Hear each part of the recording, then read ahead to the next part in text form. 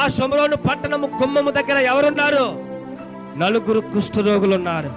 అయితే నలుగురు కుష్ఠరోగులు ఏం చేస్తారో తెలుసా? ఇదిగో వారిలో ఒకరినొకరు చూచి, మనము చచ్చిపో వరకు ఇచ్చట ఎందుకు కూర్చోవాలయ్యా? పట్టణములకి లోపలికి పోదామంటేనేమో పట్టణంలో కరువు ఉంది, పట్టణము బయటికి పోదామంటేనేమో అక్కడ శత్రు సైన్యం ఉంది.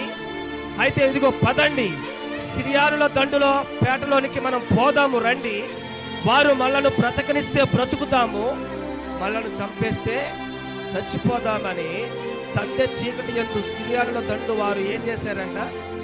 ఆ పేటలోనికి పోవాలని లేచి సిరియానుల దండుల వెలుపులోనికి భాగమునొద్దకు రాగా అచ్చట ఎవరు కనబడలేకపోయిరి. గల కారణం ఏంటి తెలుసా? యెహోవా రథముల ధ్వనియు, గుర్రముల ధ్వనియు, గొప్ప సమూహపు ధ్వనియు సిరియానుల దండు వారికి వినబడినట్లు చేయగా